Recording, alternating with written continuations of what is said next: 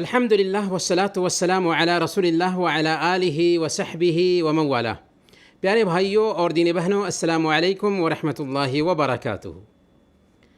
کچھ جگہیں ایسی ہوتی ہیں کہ وہاں انسان نیچرلی اپنے ساتھ کسی دوسرے کو شریک دیکھنا برداشت نہیں کرتا۔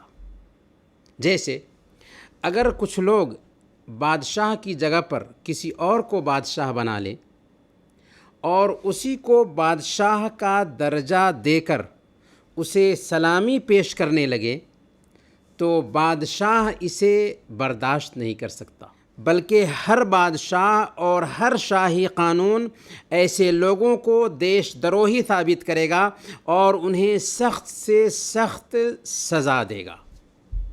جب انسان اپنے پریکٹیکل لائف میں یہ چیز برداشت نہیں کرتا تو اوپر والا رب جو ہمارا، آپ کا، پوری کائنات کا بنانے والا، پالنے والا اور مالک ہے، وہ کیسے برداشت کرے گا کہ اس کا کوئی پارٹنر ٹھہرایا جائے؟ لیکن افسوس کہ یہی انسان اپنے مالک کے ساتھ دوہرا رویہ اختیار کرتا ہے۔ ذرا سوچیں، اللہ نے خود انسان کو بنایا، اس کے باپ داداؤں کو، پروجوں کو پیدا کیا، زمین کو اس کے لیے بچھونا بنا دیا، آسمان کو اس کے لیے چھت بنا دیا، اس کے کھانے کے لیے زمین سے اناج اور پھل نکالا، سب کچھ اوپر والے نے کیا۔ لیکن اگر یہ پیشانی نیچے والے کے سامنے میں جھکانا شروع کر دے تو یہ بہت بڑی بھول نہیں ہوگی تو اور کیا ہوگا؟ یہ ظلم نہیں ہوگا تو اور کیا ہوگا؟ قرآن نے یہی سبق یاد دلایا۔ سورہ البقرہ آیت نمبر 21، یا ایھا الناس اعبدوا ربکم الذی خلقکم والذین من قبلکم لعلکم تتقون۔ اے لوگو، خطاب ہے انسانوں سے، اے لوگو اپنے رب کی پوجا کرو، اپنے رب کی عبادت کرو جس نے تم کو پیدا کیا۔ کس رب کی؟ جس نے تم کو پیدا کیا، اور تم ہی کو نہیں بلکہ تمہارے آباء و اجداد کو، تم سے پہلے جو لوگ بھی گزر چکے ہیں ان کو بھی اسی نے پیدا کیا تاکہ تم بچ سکو۔ الذی جعل لکم الارض فراشا والسماء بناء وانزل من السماء ماء فاخرج به من الثمرات رزقا لکم۔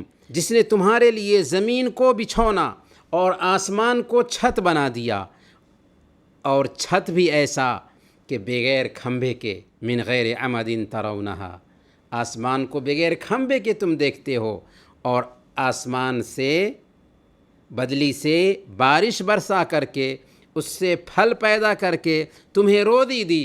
فلا تجعلوا للہ اندادا وانتم تعلمون۔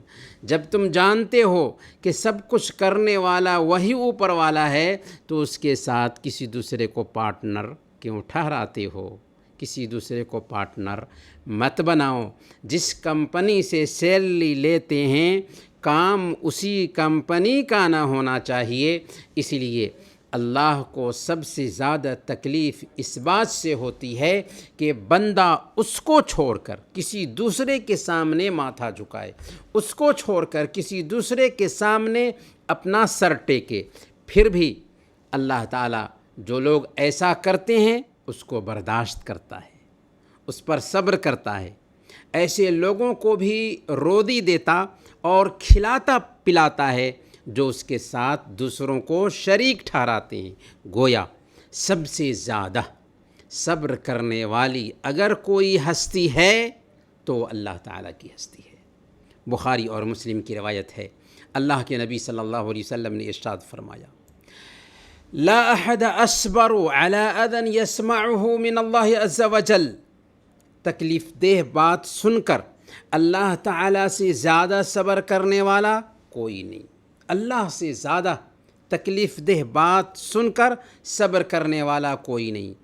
انہ یشرک بہ ویجعل لہ الولد ثم هو یعافیہم ویرزقہم۔ اس کے ساتھ شریک ٹھہرایا جاتا ہے اور اس کے لیے بیٹا مان لیا جاتا ہے، اس کے باوجود اللہ تعالیٰ انہیں عافیت میں رکھتا ہے، انہیں صحت یاب رکھتا ہے اور روزی دیتا ہے۔